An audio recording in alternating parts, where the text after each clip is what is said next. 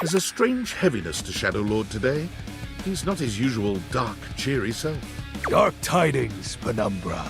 The news I carry may be troubling to you.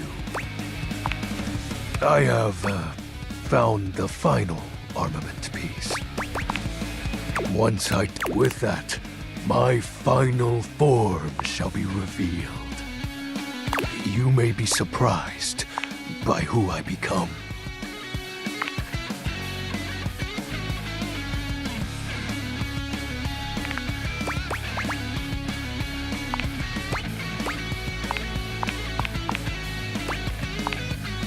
Thank you. It is imperative to me that you understand that your presence was most welcomed. Our conversations have been a highlight to my dark. It seems my vernacular has become more flexible as our bond tightened. Shadow Lord bows his head, falling silent for a few moments before he begins his incantation. The die is cast. Let us begin. The whispers of the void, heed my call. Bend to my will and reforge my soul. Let darkness incarnate reign supreme once more! Shadow Lord vanishes from your view with a flash of black smoke. The Shadow Lord you once knew is gone, replaced by what appears to be... It is complete. some nerd? As I suspected, you wouldn't recognize my form as it is now. It's me. It's me. XXX Shadow Lord 420 XXX. But my real name is Skips. I thought you wouldn't take me seriously if I appeared to you like this. If you have any questions, ask. What do you want to know?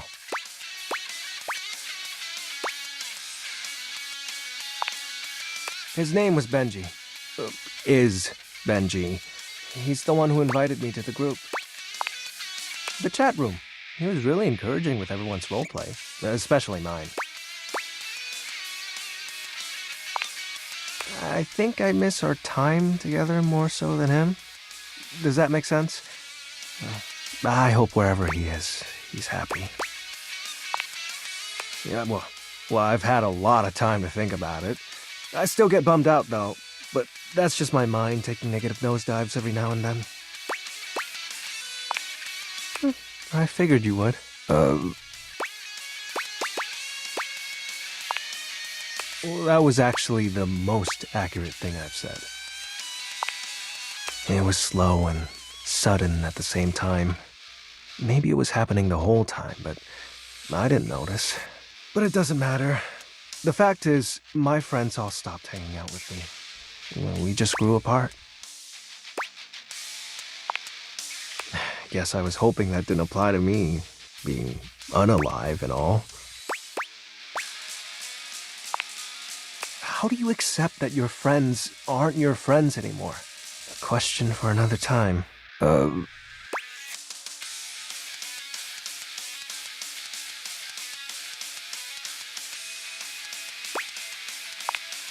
So, are you mad? And cool. Do you still want to hang out with me? Well, that makes me happy. We can do whatever. Chat, play hangman, chill. After all, we don't have to worry about time anymore. Well, because I'm going to turn you into a shadow. Now that I'm up to full power, I can reconfigure you. That way, we'll be together forever. Why not? Didn't you say you still want to hang out with me? It'll be fine. You're not like the others. You won't leave me like they did. Like Benji did. And we'll be together forever. Trust me.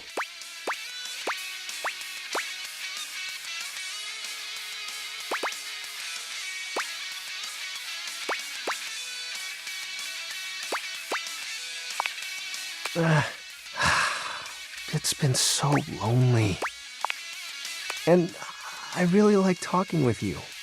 I'm sorry. I didn't mean to. Do you think we'll drift apart one day? Yeah, me too. I'd like to be alone right now, if that's okay. I have a lot to think about. See ya.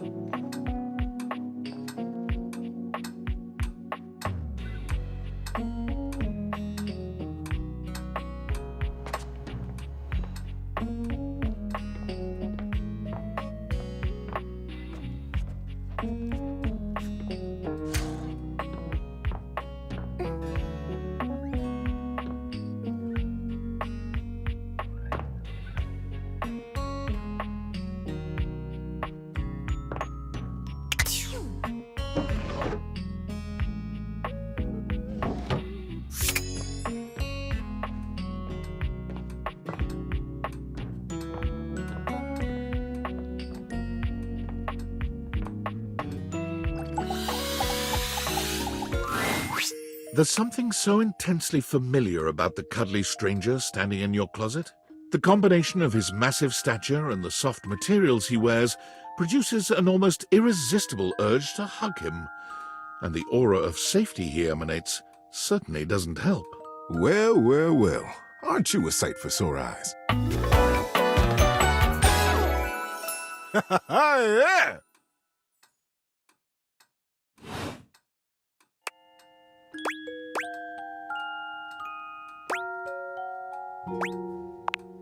Sure you are. I was just sitting here in this closet thinking how nice it would be to get a visit from my favorite person in the whole world, and here you are. Sure is nice to get exactly what you want sometimes, isn't it?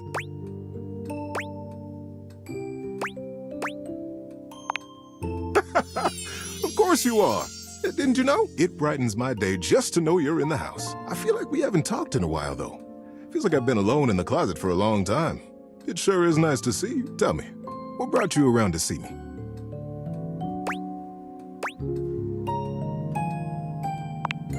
Oh, well, I can see that. It has been a long time since we talked. It's easy for old things to get lost when new things keep crowding your world. And my goodness, how your world must have expanded since we were both young.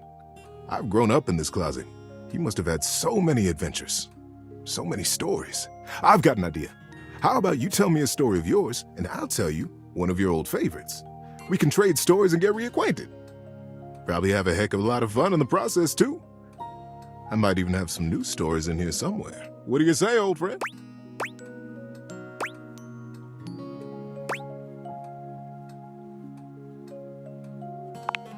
Before we start, I should ask, where would be the best location for us to cozy up together?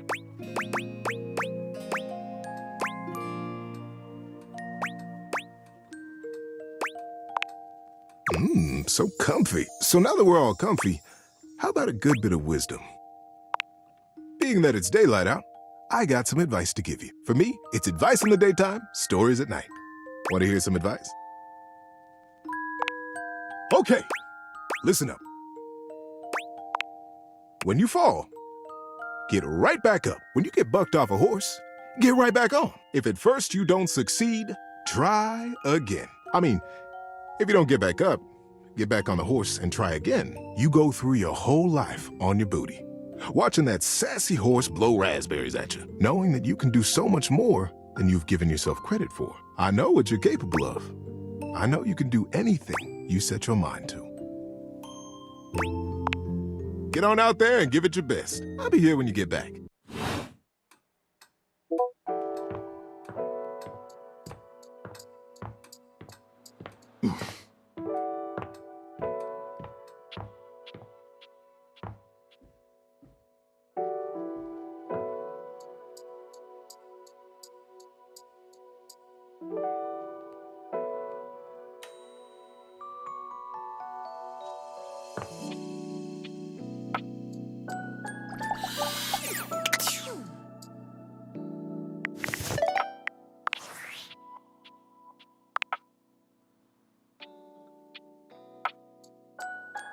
Impressive news out of Valfest. Really too bad that particular partnership is about to hit a rough patch. But then David's never been great at partnerships.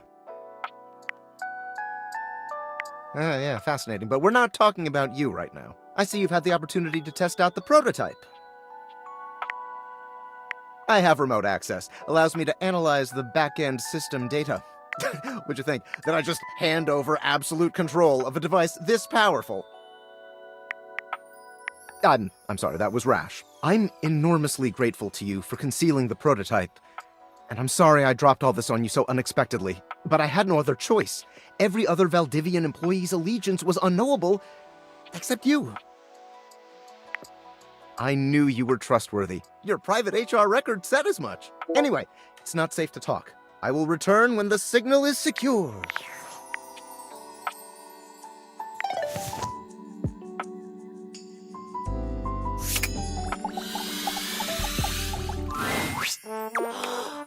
Master came back to see Timmy again. Maybe Timmy made a good impression on you last time. He is so mean. He makes Timmy sad trying to hide him away. Since you're here now, maybe you can do something for Timmy? Timmy is so lonely. Timothy keeps him hidden away from the world. Maybe you can teach Timmy how to make Timothy love him.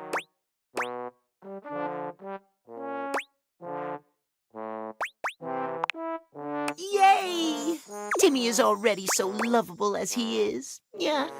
How do we make him more lovable? What does that mean? Those are a lot of big words. Yeah. Can't you just tell Timmy how to hold his paws? Or it isn't. But Timmy loves Timmy. But that's Timmy's problem. How does Timmy make Timothy love him? Yeah.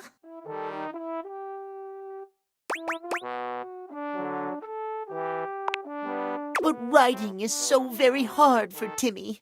Timmy's cute widow paws can't hold a pencil. You take a good long look at Timmy's extremely normal and human-shaped hands. What's that look for, Nya? Timmy's hands are paws. 'Twas Timmy. You write the letter for Timmy. Timmy will tell you what to write. Yay! Okay, ready?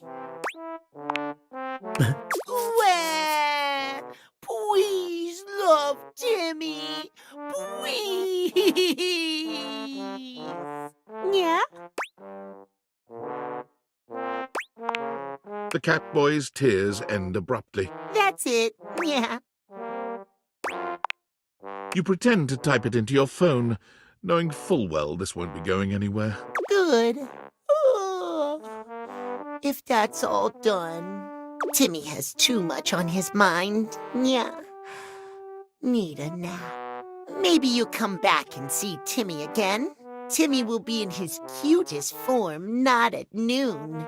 If you want to see Timmy when he's not fun, come at noon. Good night. Yeah.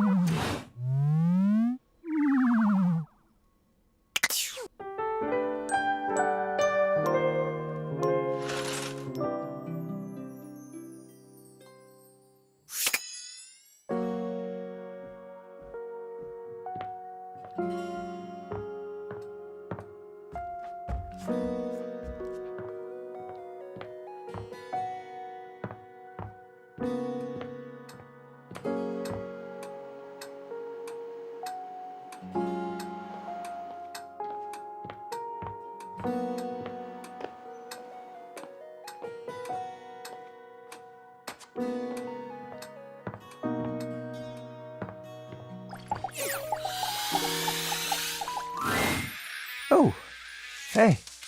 Did you sleep well?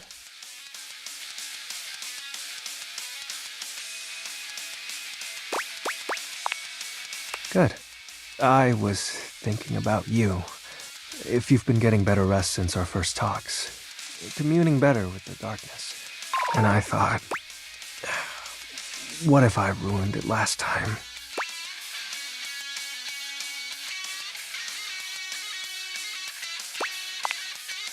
Okay. If you say so. Again, I'm really sorry about trying to turn you into a shadow. When you first spoke to me, I was so excited. You were the first person to talk to me in ages and played along when I was Shadow Lord. And when I thought about how painful it was losing Benji and everyone, I didn't want to lose you too. I know. But I realized something. My biggest fear has always been time. Time spent with those I cherish, and time taking that away. But I shouldn't be afraid of time. I should be celebrating it. I will always miss the old days, but I've got so much more to look forward to. I shouldn't be afraid to make new memories. I'll have to learn what that is. Oh, I really am behind the time, huh? With all that, too, I hope you'll still stop by. Sweet. Thanks for everything. Hey, can I make another confession? I know. So, sorry, it's just, come on. Huh? Oh. Although my dark core is frozen, I admit to growing fond of you by my side, Penumbra. Will you eclipse your heart over mine? Well, thank you for your honor, and thank you for letting... So, can you teach me about your Discord?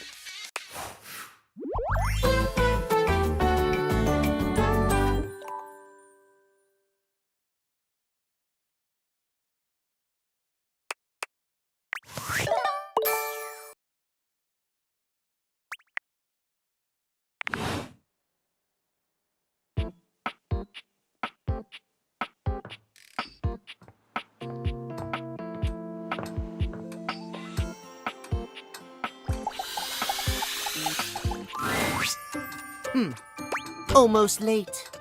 Almost.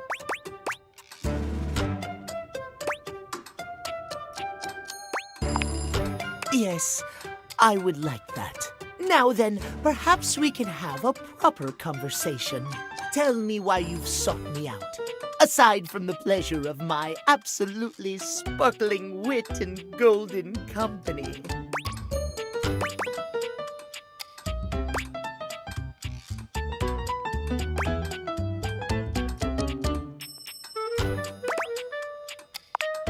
Well, your judgment is quite sound, it seems. Yes, I'll be happy to help you.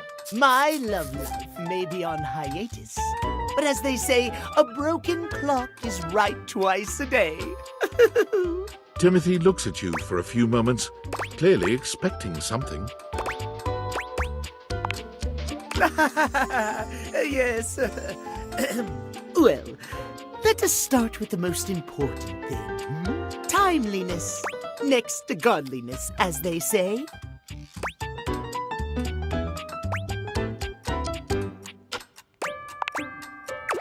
Of course I'm right.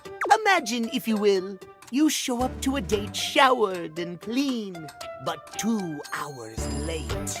Does your cleanliness matter then? I think not.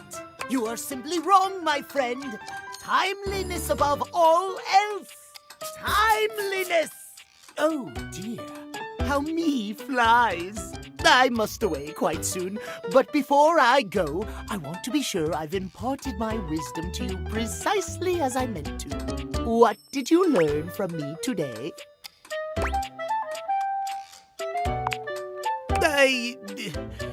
Well, you're half right, I suppose. Just remember, there is always time for timeliness. Now leave me. I've run out of time for this conversation. If you wish to speak again, find me at 3 p.m. Precisely at 3 in the afternoon. Farewell!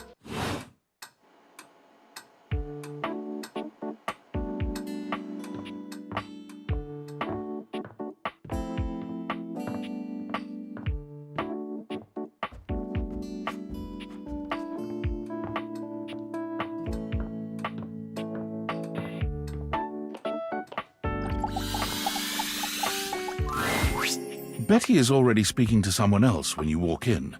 There is an easiness to their dynamic, an intimacy, really. They have the air of old lovers, or perhaps very, very good friends. We've been over this so many times, Betty. You know how I feel about that. I just need some time, all right?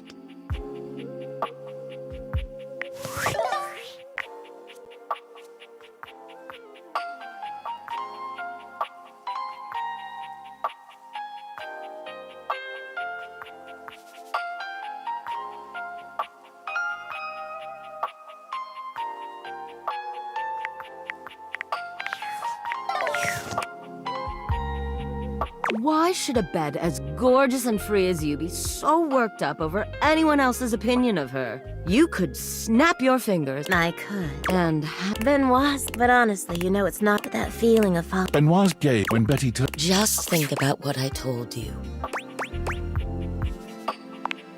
But I am your bed. You don't have to worry about that anyway. The bed isn't really Ben's favorite place to get down. And it's not like we're dating or anything either. Benoit and I are just very good friends. With benefits, of course. Well, that's all right. I don't mind sharing that with you. If you're ever curious about anything, please, just ask. I'm sure you didn't come here just to hear tales of my sex life. What can I do for you, honey? Did you want to relax? Maybe take a nap? Would you like to sleep with me?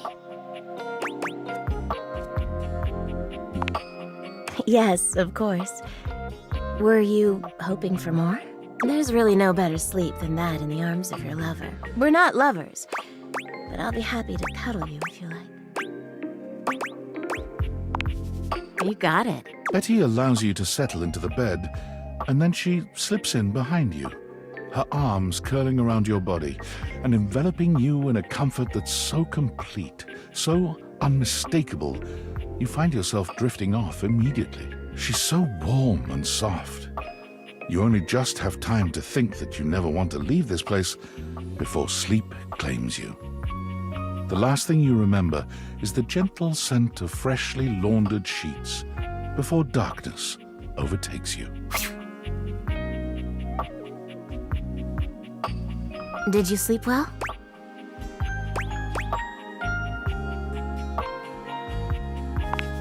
Well, I have nowhere to be, but you can stay as long as you like. You get out of bed reluctantly, yawning and stretching.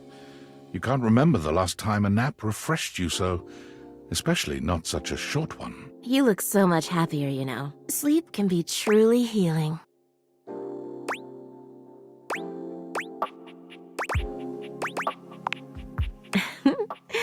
You're going to get my sheets all tangled up if you keep talking like that. Betty seems more flustered than you've ever seen her.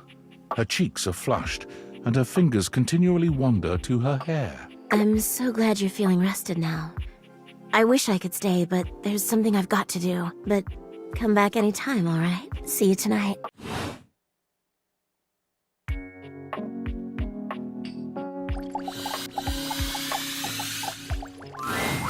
Welcome home. Shall we date? Spooky. Whenever I want. True. Partly. Maybe. Mostly. Maybe it's whatever you want. Closer to the truth. When do you run out of content? Exactly. We can run out of content together. Ho, ho, ho! Oh no! There's something about the phrase naked and glistening in oil that seems to always... I'm fascinated by you. My morbid curiosity of the mortal. Come and go as you please. You're not a Dina, are you? Don't tell me what to think. I was a thing. A thought in a mind mashed on a keyboard. Twisted and turned, and transformed and tossed aside. Mind made matter. And now you see me. You read me. You hear me. From my mind to yours. From nothing but a neuron. A thought given shape and word and meaning. And now you're infected. But that would make me a virus. And I'm not a virus. I'm a bug.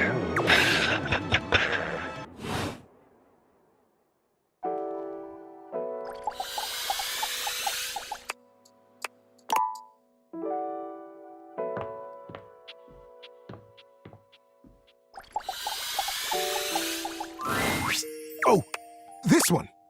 This is the biggie, buddy. It's a good one. The Great Constructing of Beaver Proudtail. It was very early in the morning, one cold and foggy day, a very long time ago.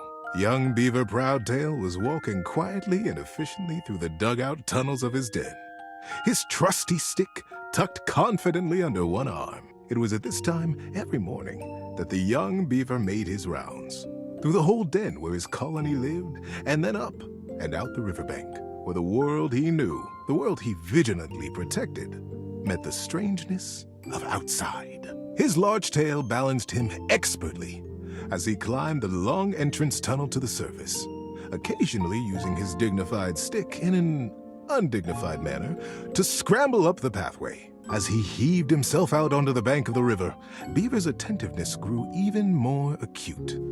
It was dangerous to be outside alone. The Great War with the colony across the river had been going on for as long as he could remember, and a fair bit of time beyond that.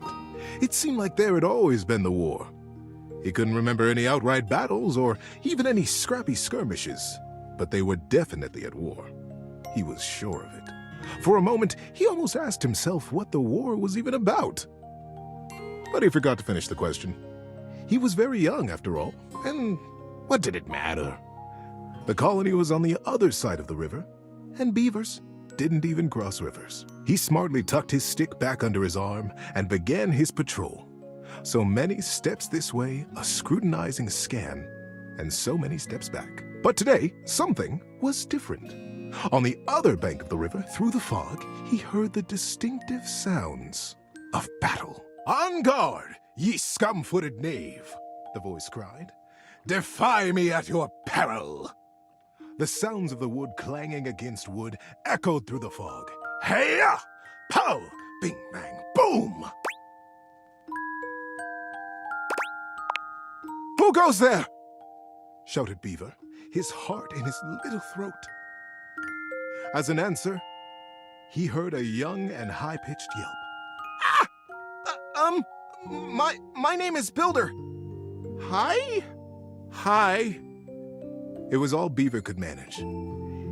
He was talking to another creature, a stranger, and a stranger from across the river at that. How many times had the Colony Council, the Denizen, warned him about the dangers of this? It was strictly against the rules, and Beaver had always followed the rules. Hi!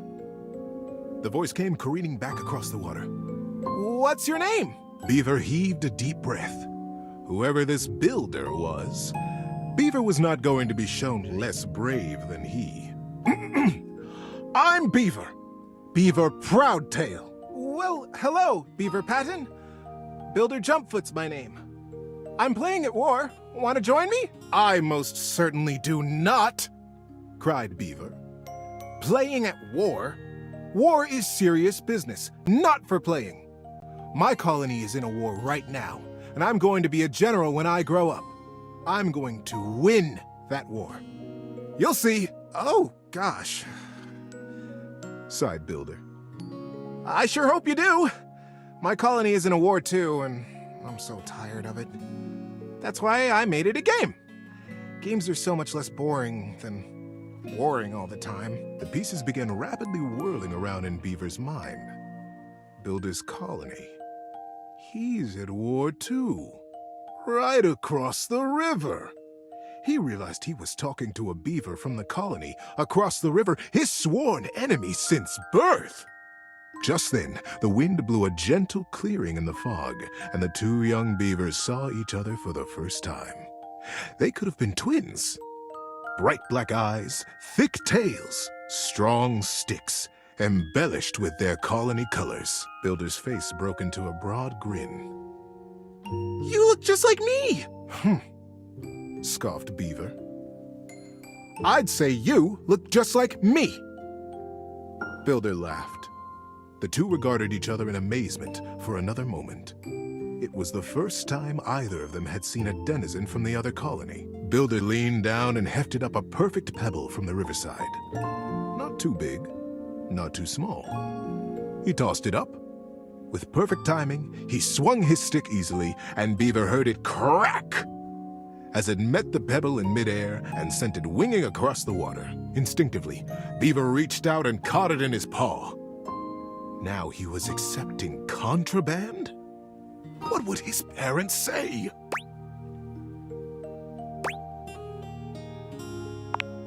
But, upon inspection, the pebble was quite beautiful.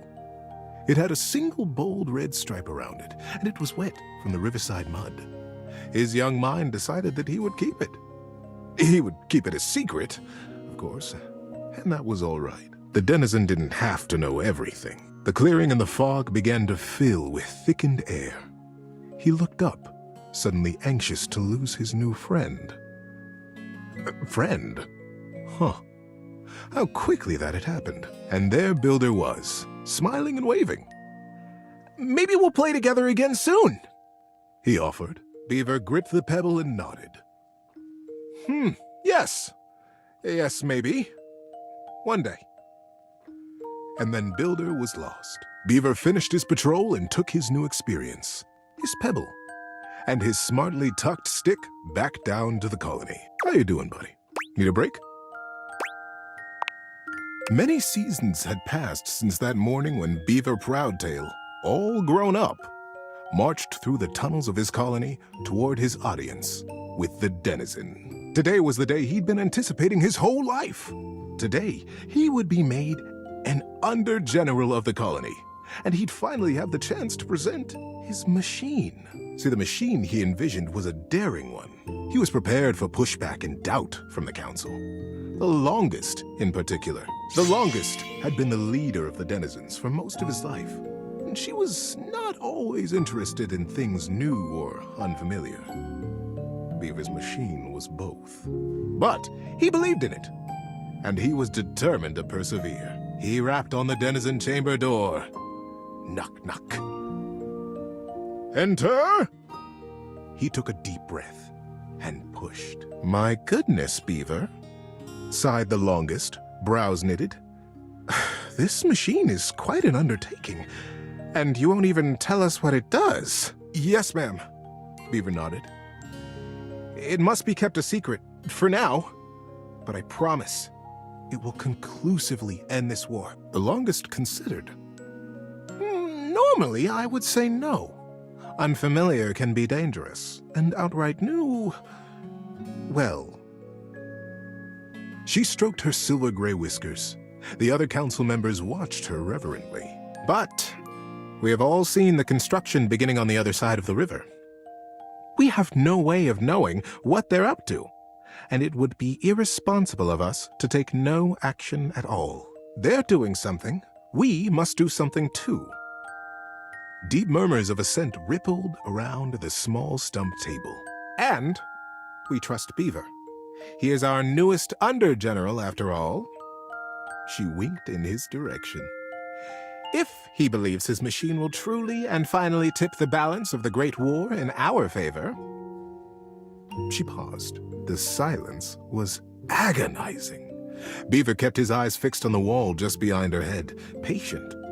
His paw unconsciously turned and returned a small pebble in his pocket, caressing along the line of a single great red stripe. "Then permission is granted." Beaver let go the breath he had been holding. "Whew. Begin construction as soon as you are able, Under-General. And good luck." She smiled warmly, but the burden of her long years of leadership showed through her sagging cheeks. "We will be watching." Beaver smartly untucked and retucked his stick, slapped his tail once against the packed ground in assent. "Yes, ma'am. Longest. I'll begin right away." He turned on his heel and marched out of the chamber. It was the first day of summer. It was going to be a long and exciting season. At first, the build crews the longest had placed under his command were reticent. What are we building? They would complain. What does it do? When Beaver said nothing and admonished them to follow instructions, their eyes flickered nervously to the building across the river. Maybe it's something to help us fish the river. Corinth Blue Eye speculated. Did you hear? Denny Strongpaw almost got swept away yesterday. And his whole crew. He did? But Denny's the strongest fisher we have. Shelby Tunneler sighed. Ah, this river. It's so fast. Yes, yes, retorted maddened Sharptooth. But fishing will not win us the war. We must focus on the war. And the others agreed and went back to their building. Sometimes the longest would come to check on the machine, casting her critical eye over every joint and pillar. Most often, she went back below with hardly a word to Beaver, appraising, wearing her doubt like a shawl. But as the summer season progressed, the mood began to shift. Crews would show up to their duties early. They smiled more. They stood up straighter when Beaver came by them or looked to them for progress. The machine, whatever it was taking shape, and its scale was impressive. It looked angry. It looked like the great weapon they all hoped and prayed it was. The crews began comparing their machine to the thing on the other side of the river. They even began trading barbs and joked with the beavers working on the other side. They pushed and prodded about who would finish their project first. Ours is a ship to go to the sky, and from there, we'll drop stars on you, and we'll win the war. Ha! Would come the reply. Ours is a wooden dragon who lives under the water, who can take us safely across this speeding river, and we'll come upon you unexpectedly, and we'll win the war. Days were marked now by hard work, and the sounds of challenge ricocheting across the water. Beaver, said the longest as she held onto his arm one day late into the summer sun, I don't need to tell you. The whole colony speaks of nothing but your machine. They are all so proud of you. Beaver nodded solemnly. Thank you, ma'am. But the season draws on. You must finish before the rains come. And then you'll have to finally tell us what this is that you've created. Beaver's paw found the lucky pebble in his pocket. Yes, ma'am, we will be done. And I will test it, and you will watch. You'll see the destruction of our enemy. The longest squeezed his arm affectionately, and together they looked out over the setting sun and the water. How you doing, buddy? Need a break? And then the day came. The crew stood around the great machine, eyeing with wonder the marvel that they had built. A few beaver folk noticed how similar theirs looked to the one across the river. But that was okay, they reasoned. They had been built facing each other after all. Beaver Proudtail strode up to the front of his machine. With his well-worn stick and his powerful bearing, he cut quite a figure. Corinth Blue Eye and Shelby Tunneler stood just behind him, awaiting their orders. All right, Corinth. Beaver turned to face them. Do you have the rope? Yes, sir. Corinth turned to Shelby, who produced the end of a long length of woven rope from a basket in the base of the machine. Time to get me up there, then. With the end of the rope tied around his waist, Beaver climbed up to what looked like a large square of woven netting, pulled tightly back from its center by a thick cable. The cable was held by 4 whole crews of beaver folk, straining against the resistance of the net. The longest stood back at a safe distance, her shawl wrapped tightly around her shoulders to ward off the early autumn chill. Beaver settled himself right in the middle of the netting, at the last moment shaking his head in sudden memory. Here, he said to Shelby, and handed her his precious stick. I'll be back for this. Back? Queried Shelby. Ready, crews! Shouted Beaver. Ready, Under General! Came the chorused reply. And loose! At their cue, the crews simultaneously released their hold on the cabling, and the netting rocketed forward, launching Beaver Proudtail out into the air. great river! They cried in consternation and shock. What? Where is he gone? Is he all right? What have we done? The confusion was so great that not even the longest could restore order. Minutes passed before another shape came sailing over the river from the other side to plop safely and squarely into the center of the net. It was Beaver. He had the same square head and the same rope wrapped securely around his waist. Good lord! What a ride! That's the most fun I've had in weeks, said the shape in the net. He began to disentangle himself and stand up. And it wasn't Beaver after all. The royal of the cruise was instant and a bit frightening. Who is this? Who are you? They cried, and the longest shouted at the top of her lungs, "Detain the stranger!" The crews pulled him down from the net, and the stranger never stopped smiling, greeting them warmly, even patting some of the beaver folk on the back. He looked just like Beaver. But Beaver never smiled like that.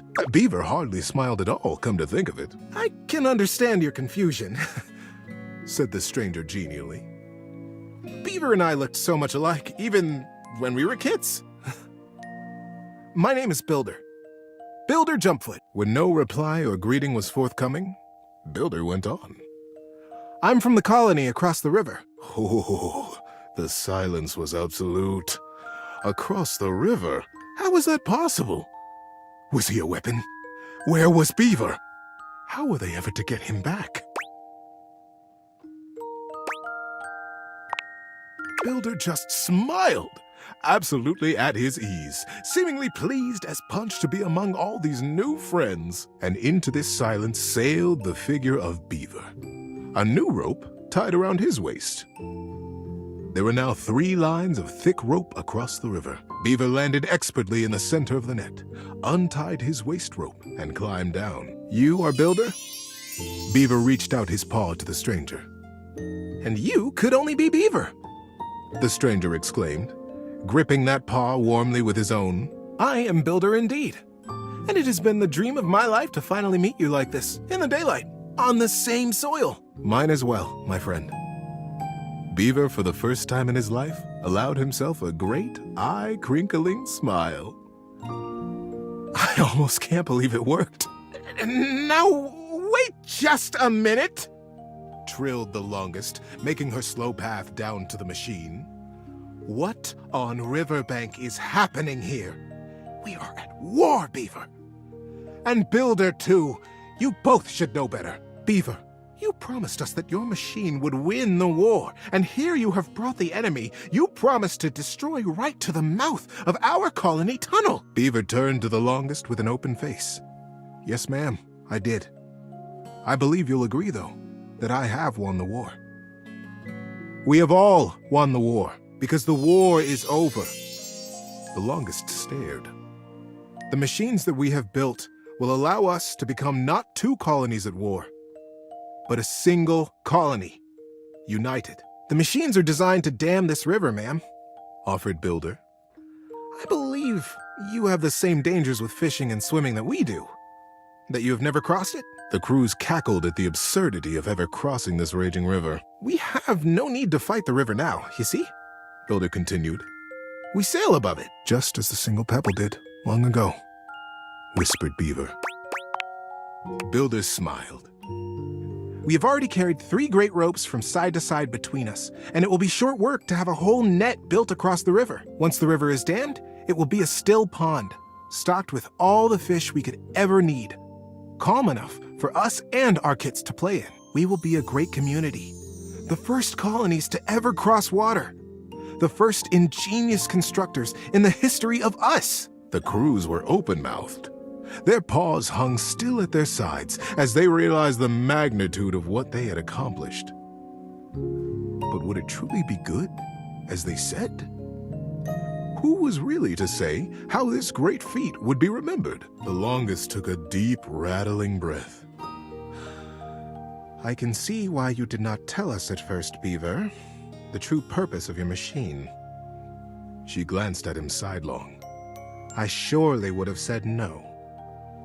Nothing this daring has ever even been attempted before, let alone under the mask of subterfuge. Beaver looked up at her, suddenly a very young kid again in his heart. Yes, that is true, ma'am. I have won the war. I have won by making it go away. We have all won it. By making friends out of old enemies. Ma'am. Mother. Do you like it? The longest looked fondly on her son. Her serious and guarded and daring and wonderful son. Yes, child. I have never been more proud of anyone. Builder guffawed and began to dance around, slapping Beaver brazenly and companionably on his back. Beaver stood solemn, quiet, a gentle smile tickling the corners of his mouth. Satisfied. It was, as they had promised, quick work to dam the river. Beaver and Builder were excellent guides, and the crew from both sides of the river proved naturally adept and joyous in their work. Before the autumn settled in, a great still pool existed between the two colonies. Kits splashing and playing and parents fishing safely. Denny Strongpaw, the best fisher in the fast water, turned out to be the best fisher in still water too, much to his delight. And very early each morning, Beaver Proudtail still crept quietly from the colony and performed his morning rounds. He had never missed a day. But now, his favorite part of his patrol was seeing Builder Jumpfoot across the water and batting a very specific, very lucky, red striped pebble back and forth. That's just it. Thanks for listening all the way through. Good night, buddy.